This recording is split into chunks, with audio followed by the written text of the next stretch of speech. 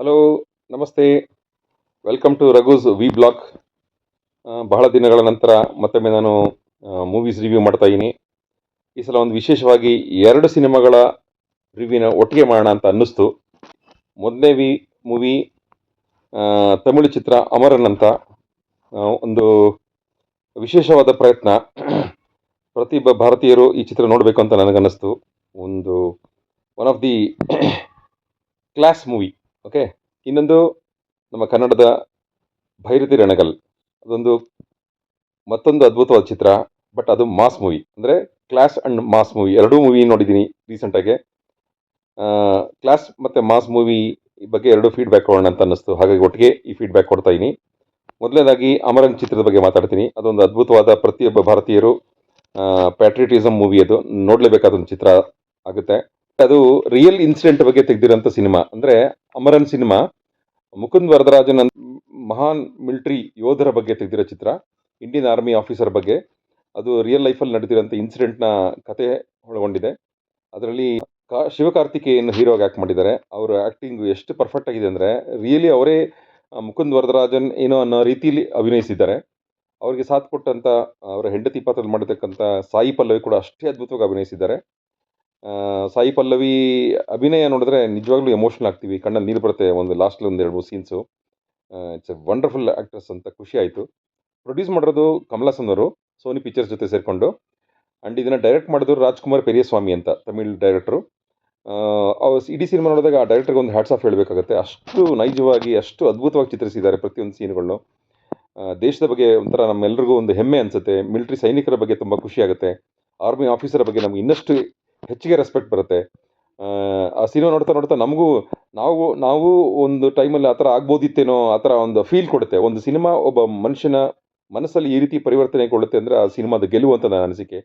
ಇದನ್ನು ಪ್ರತಿಯೊಬ್ಬರು ಮಕ್ಕಳ ಸಮೇತ, ಕುಟುಂಬ ಸಮೇತ ನೋಡಿ ಅಂತ ನಾನು ಹೇಳೋಕ್ಕೆ ಇಷ್ಟಪಡ್ತೀನಿ. ಯಾಕಂದರೆ ಮಿಲಿಟರಿ ಆಫೀಸರ್ ಬಗ್ಗೆ ಬರೋ ಸಿನಿಮಾಗಳು ತುಂಬ ಕಮ್ಮಿ. ಆದ್ದರಿಂದ ಆರ್ಮಿ ಆಫೀಸರ್ ಬಗ್ಗೆ, ನಮ್ಮ ದೇಶದ ಸೈನಿಕರ ಬಗ್ಗೆ ಬರುವಂಥ ಸಿನಿಮಾಗಳು ತುಂಬ ಕಮ್ಮಿ. ಆದ್ದರಿಂದ ಅದರಲ್ಲಿ ಬರೀ ಸೈನಿಕರ ಬಗ್ಗೆ ಮಾತ್ರ ಅಂತಲ್ಲ, ಅದು ಮೂಲವಾಗಿ ಕತೆ ಸೈನಿಕರ ಬಗ್ಗೆ ಇದ್ರೂ ಮಧ್ಯದಲ್ಲಿ ಫ್ಯಾಮಿಲಿ ಸೆಂಟಿಮೆಂಟು, ಫ್ಯಾಮಿಲಿ ಸ್ಟೋರಿ ಇದೆ. ಒಬ್ಬ ಮಗನಾಗಿ ತಂದೆ ತಾಯಿನ ಯಾವ ರೀತಿ ನೋಡ್ಕೋಬೇಕು, ಅವರ ರಾಜ್ಯದಲ್ಲಿದ್ದು ನೇಪಾಳ್ ಬಾರ್ಡ್ರು, ಕಾಶ್ಮೀರ್ ಬಾರ್ಡ್ರಲ್ಲಿ ಇರ್ತಾನೆ ಹೀರೋ. ಅವಾಗ ಕೂಡ ತಂದೆ ತಾಯಿಗೆ ಎಷ್ಟು ರೆಸ್ಪೆಕ್ಟ್ ಕೊಡ್ತಾನೆ, ಹೇಗೆ ನೋಡ್ಕೋತಾನೆ ಅಂತ ಒಂದು. ಆಮೇಲೆ ಫ್ಯಾಮಿಲಿ ಸೆಂಟಿಮೆಂಟ್ ಅಂದರೆ ಗಂಡ ಹೆಂಡತಿ ಮಧ್ಯೆ, ಪ್ರೇಮಿಗಳ ಮಧ್ಯೆ, ಮಗು ಮಧ್ಯೆ ಇರೋ ಒಂದು ತಂದೆ ಮಗಳ ಮಧ್ಯೆ ಬಾಂಧವ್ಯವನ್ನು ಕೂಡ ತುಂಬ ಅಷ್ಟೇ ಸೂಕ್ಷ್ಮವಾಗಿ ತುಂಬ ಅದ್ಭುತವಾಗಿ ಚಿತ್ರಿಸಿದ್ದಾರೆ. ಅದು ಭಾಳ ಇಷ್ಟ ಆಯ್ತು ನನಗೆ. ಅದರದ್ದು 30 ವರ್ಷದ ಹಿಂದ್ಗಡೆ ಬಂದಂಥ ಮುತ್ತಿನಾರ ಸಿನಿಮಾ ಜ್ಞಾಪಕ ಬಂತು. ಈ ಸಿನಿಮಾ ನೋಡ್ತಾ ನೋಡ್ತಾ ಅದು ನೆನಪಿಸಿದ್ದು ಈ ಸಿನಿಮಾದ ಹೆಗ್ಗಳಿಕೆ, ಅಂದರೆ ಅಮರನ್ ಸಿನಿಮಾದ ಹೆಗ್ಗಳಿಕೆ ಅಂತ ಒಂದು ಅದ್ಭುತವಾದ ಸಿನಿಮಾನ ನೆನಪಿಸ್ತು ಅಂತ. ಅದೇ ಟೈಮಲ್ಲಿ ನಾನು ಏನು ಯೋಚನೆ ಮಾಡ್ತೀನಿ ಅಂದರೆ 30 ವರ್ಷದ ಹಿಂದೆಯೇ ಈ ಥರ ಕತೆ ಇರೋಂಥ ಸಿನಿಮಾ ನಮ್ಮ ವಿಷ್ಣು ಸರು, ರಾಜೇಂದ್ರ ಸಿಂಗ್ ಬಾಬು ಡೈರೆಕ್ಷನಲ್ಲಿ ಸುಹಾಸಿನಿ ಮೇಡಮಲ್ಲಿ ಆ್ಯಕ್ಟ್ ಮಾಡಿದ್ರಲ್ಲ ಅಂತ. ಅದನ್ನು ನೆನೆಸ್ಕೊಂಡಾಗ ನಮ್ಮ ಕನ್ನಡ ಸಿನಿಮಾ ಬಗ್ಗೆನೂ ಅಷ್ಟೇ ಪ್ರೌಡ್ ಅನಿಸುತ್ತೆ.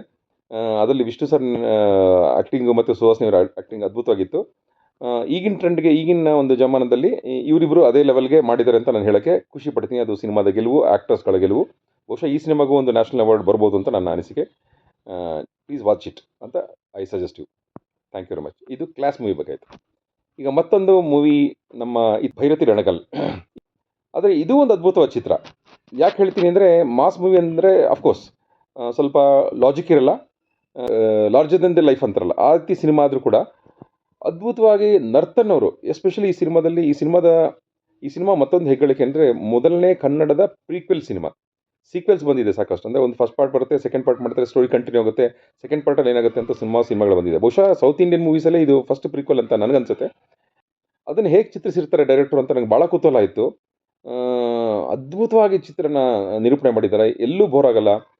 ಫಸ್ಟ್ ಹಾಫ್ ಅಂತೂ ತುಂಬ ಕೂಲಾಗಿ ಸೆಟಲ್ಡ್ ಆಗಿ ಹೋಗುತ್ತೆ. ತುಂಬ ಗ್ರಿಪ್ಪಿಂಗ್ ಸ್ಟೋರಿ ಇದೆ. ತುಂಬ ಖುಷಿಯಾಗುತ್ತೆ ಸಿನಿಮಾ ನೋಡ್ತಾ ಇದ್ರೆ. ಏನು ನರ್ತನ್ ಸ್ಟೈಲ್ ಆಫ್ ಡೈರೆಕ್ಷನ್ ಅಂದರೆ, ಒಬ್ಬ ಸಿನಿಮ್ಯಾಟಿಕ್ ಎಕ್ಸ್ಪೀರಿಯನ್ಸ್ನ, ಅದು ಎಸ್ಪೆಷಲಿ ಈ ಸಿನಿಮಾ ಕೂಡ ಥಿಯೇಟ್ರಲ್ಲಿ ನೋಡಿ, ಪ್ರತಿಯೊಂದು ಸೀನ್ಸು, ಪ್ರತಿಯೊಂದು ಫ್ರೇಮು ಅದ್ಭುತವಾಗಿ ಸೃಷ್ಟಿಸಿದ್ದಾರೆ. ರವಿ ಬಸ್ರೂರು ಮ್ಯೂಸಿಕ್ ಅಂತೂ ಆಫ್ಟರ್ ಲಾಂಗ್ ಟೈಮ್ ಅಂದರೆ, ಅದು ಸಿನಿಮಾದಲ್ಲಿ ಈ ಕಬ್ಜಾ ಕೆಲವೊಂದು ಮೂವೀಸ್ ನೋಡಿ, ಅಫ್ಕೋರ್ಸ್ ಮಾರ್ಟಿನ್ ಅದರಲ್ಲೂ ಕೂಡ ಅವ್ರದ್ದು ಓವರ್ ಎಕ್ಸೈಟೆಡ್ ಮ್ಯೂಸಿಕ್ ಇತ್ತು, ಸ್ವಲ್ಪ ಅಬ್ಬರ ಅನಿಸ್ತಾ ಇತ್ತು. ಈ ಸಿನಿಮಾದಲ್ಲಿ ಪ್ರತಿಯೊಂದು ಫ್ರೇಮ್ಗೆ, ಸೀಕ್ವೆನ್ಸ್ಗೆ ಹೆಂಗೆ ಬೇಕೋ ಅಷ್ಟೇ ಕಂಟ್ರೋಲ್ಡ್ ಮ್ಯೂಸಿಕ್ ಕೊಟ್ಟಿದ್ದಾರೆ. ಅಬ್ಬರ ಎಲ್ಲೂ ಇಲ್ಲ. ಇದು ಫಸ್ಟ್ ಹಾಫಲ್ಲಿ ಒಂದು ಸೆಟಲ್ ಡೌನ್ ಆಗಿ ಶಿವರಾಜ್ ಕುಮಾರ್ ಆ್ಯಕ್ಟ್ ಮಾಡಿದ್ದಾರೆ. ಶಿವರಾಜ್ ಕುಮಾರ್ ಕಣ್ಣುಗಳು, ಅವ್ರ ಎಕ್ಸ್ಪ್ರೆಷನ್ಸು, ಅವ್ರ ಸ್ವ್ಯಾಗು, ಅವ್ರ ಸ್ಟೈಲು, ಒಬ್ಬ ಲಾಯರ್ ಪಾತ್ರದಲ್ಲಿ ಆ್ಯಕ್ಟ್ ಮಾಡಿದ್ದಾರಲ್ಲ, ಅದು ತುಂಬ ಖುಷಿ ಕೊಡುತ್ತೆ. ಆ ಫಸ್ಟ್ ಹಾಫ್ ಫುಲ್ಲು ಆ ಥರ ಸ್ಲೋ ಪೇಸಲ್ಲಿ ಒಂಥರ ಸ್ಲೋ ಹೋಗ್ತಾ ಇರುತ್ತೆ. ಪ್ರೀ ಇಂಟರ್ವಲ್ ಸೀಕ್ವೆನ್ಸ್ ಒಂದು ಬರುತ್ತೆ, ಅದು ಖಂಡಿತ ಎಲ್ರಿಗೂ ಗೂಸ್ ಬಂಪ್ಸ್ ಕೊಡುತ್ತೆ. ಅದ್ಭುತವಾದ ಸೀನ್ ಅದು. ಅಂದರೆ ಈ ಮಾಸ್ ಮೂವೀಸಲ್ಲಿ ಈ ಥರ ಒಂದು ಸೀಕ್ವೆನ್ಸ್ ಆಫ್ಟರ್ ಲಾಂಗ್ ಟೈಮ್ ನಾನು ನೋಡಿದ್ದು. ಕನ್ನಡದಲ್ಲಿ ಈ ಥರ ಒಂದು ಮಾಸ್ ಗೂಸ್ ಬಂಪ್ಸ್ ಕೊಡುವಂಥ ಶಿವಣ್ಣ ಬ್ಯಾಕ್ ಟು ಬೌನ್ಸ್ ಅಂತಾರೆ. ಅಂದರೆ ಅಫ್ಕೋರ್ಸ್ ಮಫ್ತಿಲು ಅದ್ಭುತವಾಗಿ ಮಾಡಿದ್ರು. ಅಷ್ಟೇ ಯಾಕೆ ನಮ್ಮ ಜೈಲರ್ ಸಿನಿಮಾದಲ್ಲಿ ಒಂದು ಸಣ್ಣ ರೋಲ್ ಆದರೂ ಕೂಡ ಅಷ್ಟು ಅದ್ಭುತವಾಗಿ ಇಂಪ್ಯಾಕ್ಟ್ ಕ್ರಿಯೇಟ್ ಮಾಡಿದ್ರು. ಅವ್ರದ್ದೊಂದು ಸ್ವ್ಯಾಗು, ಅವ್ರದ್ದೊಂದು ಸ್ಟೈಲ್ ಇದೆಯಲ್ಲ ಅದು.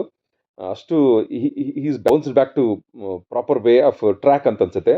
ಸುಮಾರು ವರ್ಷದ ಹಿಂದೆ ಅಂದರೆ ಒಂದು 8-10 ವರ್ಷದ ಹಿಂದ್ಗಡೆ ನಾನು ನನ್ನ ಫ್ರೆಂಡು ಒಬ್ಬರು ಮಾತಾಡ್ಕೋತಾ ಇದ್ವಿ, ಶಿವಣ್ಣನ ಸಿನಿಮಾಗಳು ಅಷ್ಟು ಅದ್ಭುತವಾಗಿ ಬರ್ತಿಲ್ಲ, ಯಾಕೋ ಅಷ್ಟೊಂದು ಚೆನ್ನಾಗಿಲ್ಲ ಅಂತ. ಆದರೆ ಈಗ ಅನ್ಸುತ್ತೆ ನಮಗೆ ಶಿವಣ್ಣ ಈಗ ಈಸ್ ರೂಲಿಂಗ್ ಬ್ಯಾಕ್ ಅಂತ, ಅಷ್ಟು ಅದ್ಭುತವಾಗಿ ಆ್ಯಕ್ಟ್ ಮಾಡಿದ್ದಾರೆ. ಇನ್ನು ಸೆಕೆಂಡ್ ಪಾರ್ಟ್ ಅಂದರೆ ಇಂಟರ್ವಲ್ ಆದಮೇಲೆ ಸಿನಿಮಾ ಬಗ್ಗೆ ಅಂತಂದರೆ ಅದರಲ್ಲಂತೂ ಫುಲ್ಲು ಆ್ಯಕ್ಷನ್ಸ್ ಇದೆ. ತುಂಬ different kind of Narthan script writing, ಅಂದರೆ ಡೈರೆಕ್ಷನ್ ಜೊತೆಗೆ ಅವರು ಬರ್ಕೊಂಡಿರ್ತಕ್ಕಂಥ ಈವೆಂಟ್ಸ್, ಅಂದರೆ ಮೂವಿಲಿ ಬರೋಂಥ ಎಲಿವೇಶನ್ಸ್, ಅದನ್ನೆಲ್ಲ ತುಂಬ ಅದ್ಭುತವಾಗಿ ಖುಷಿ ಕೊಡುತ್ತೆ. ನಿಮಗೆಲ್ಲ ಗೊತ್ತಿದೆ ಅದು ಅದ್ಭುತವಾಗಿ ಓಡ್ತಾ ಇದೆ ಸಿನಿಮಾ, ಹಾಗಾಗಿ ತುಂಬ ಖುಷಿಯಾದ ಸಿನಿಮಾ. ನನಗೂ ಇಷ್ಟ ಆಯಿತು. ನಾನು ಎರಡೂ ಥರ ಮಾಸು, ಕ್ಲಾಸು, ಆ ಥರ ಎಲ್ಲ ಥರ ಮೂವೀಸ್ನ ನಾನು ಬೇಸಿಕಲಿ ನಾನು ಮೂವಿ ಬಫ್ ಆದ್ದರಿಂದ ಎಲ್ಲ ಥರ ಮೂವಿ ಇಷ್ಟಪಡೋದ್ರಿಂದ ಈ ಮೂವಿನೂ ಇಷ್ಟಪಟ್ಟಿದ್ದೀನಿ. Worth watching for entertainment and elevated goose bumps of mass movie, Bhairathi Ranagal. Don't miss it if you are a movie buff. Watch it and enjoy. ಎರಡೂ ಸಿನಿಮಾಗೂ ನಾನು 5ಗೆ 4 ಮಾರ್ಕ್ಸ್ ಕೊಡ್ತಾ ಇದ್ದೀನಿ. ಎರಡೂ ಸಿನಿಮಾ ಅಷ್ಟೇ ಖುಷಿ ಆಯ್ತು ನನಗೆ. ಎರಡೂ ನೋಡಿ ಅಂತ, ಒಳ್ಳೆ ಚಿತ್ರಗಳು ಯಾವುದೇ ಭಾಷೆಯಲ್ಲಾಗಲಿ ಯಾವುದೇ ಚಿತ್ರ ಬಂದರೂ ನೋಡಿ ಅಂತ ನಾನು ಆಶಿಸ್ತೀನಿ. ಎಂಜಾಯ್ ಮಾಡಿ ಅಂತ ಹೇಳಕ್ಕೆ ಇಷ್ಟಪಡ್ತೀನಿ. ಮುಂದೆ ಇನ್ನೂ ಒಳ್ಳೆ ಸಿನಿಮಾಗಳು ಬರ್ತಾ ಇದೆ. UI ಬರ್ತಾ ಇದೆ ಉಪೇಂದ್ರ ಅವ್ರದ್ದು, I am waiting eagerly for that. Sudeep ಅವ್ರದ್ದು ಮ್ಯಾಕ್ಸ್ ಬರ್ತಾ ಇದೆ. ಆಮೇಲೆ ತೆಲುಗುಲಿ Pushpa 2 is going to release in another 15 days. Let's we celebrate these movies ಅಂತ ಹೇಳ್ತಾ, ಒಳ್ಳೆ ಚಿತ್ರಗಳನ್ನ ಪ್ರೋತ್ಸಾಹಿಸಿದ್ದು ನನ್ನ ಒಂದು ಆಶಯ. Thank you very much. Take care.